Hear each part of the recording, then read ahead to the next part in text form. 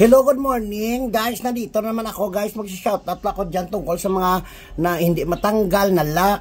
Yung tulad niyan sa mga video-video dyan, hindi na daw matanggal kasi na lock. Tapos ang dami-dami na nang nagko-content dyan na hindi matanggal. Dahil hindi matanggal, anong maitulong nyo? Para kayo nag-share na hindi naman yan mapirahan. Kung sila doon, no, pumunta sa langit, ngunit impyerno, bagsak nila, kasalanan nila yan. At saka sa mga content creator nga, yun na lang ginagawa nyo. May mga comments kayo doon na karma, kasalanan daw ng kabit, kasalanan daw ng lalaki. Dalawa sila may kasalanan, pero yung isa daw nag-comment naman nang dahil daw yan sa pawikan. Anong magagawa ng pawikan at saka ano yung bakit na-involve ito ang pawikan sa mga hindi natanggal ng lock? Ano yung pawikan? Glow? So kung ang uti ng lalaki doon na marinit sa Picasso ni ate, langit na sanang punta nila, ngunit impyerno ang bagsak nila ng hindi mahugot. Kasi baka may lahi half. Ang lalaki may lahing half, ang babae may lahing half din. So ang lalaki bulldog, ang babae shih tzu. So kaya na lock. So bulldog at shih tzu pag dinikit mo, bullshit. Bulldog, shih tzu, bullshit. So itong mga pawikan na ito, involve itong mga secretures, hindi nila kaya mag-survive doon sa dagat, sa mga Ocean Pacific, sa mga doon, sa mga alon.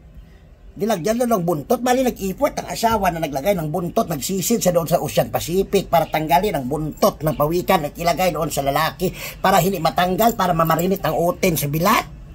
Piste niya, waaman mo, oy, kung ayaw nyo, at saka hindi nyo gusto, wag kayo share kasi puro na lang dito dumadaan sa wall ko ng mga hindi matanggal.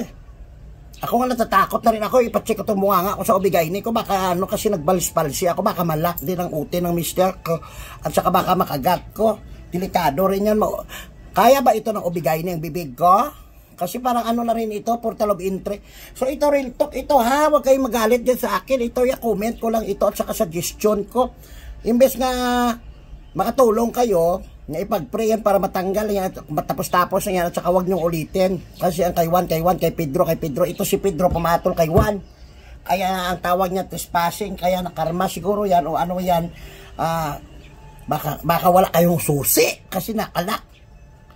Dapat bago kasi kayo magbumbumpa o magplok-plok, mag-ing-ing, magdala kayong susi, ha? Kasi pag nalak yan, delikado, nasan yung susi? Shoutout dyan, huwag nyo pagbintangan ang mapawikan kasi kung ang mapawikan makapagreklamo lang yan sa DPWH at saka sa animal cruelty doon sa DNR, makasuhan pa kayo piggery case at saka at revenge. Pwede kayo kasuhan ng animal rights, left and right violation. Pwede kayo kasuhan public meetings.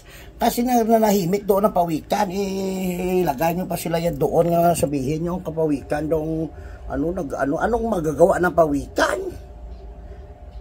Nasa dagat sila yan, tapos ang tao dito may mga desisyon, bali ang pawikan na ngayon ang powerful, ang mga tao ngayon, mga under the pawikan na kayo, under the sea, under the mga pilingon man mo, yawa man mo, sige comment dyan sa pawikan, piste yawa, bakit? Inutusan, bis na pawikan mag-iyot? Bubo na ito nag-comment sa pawikan, sampain kitang yawa ka.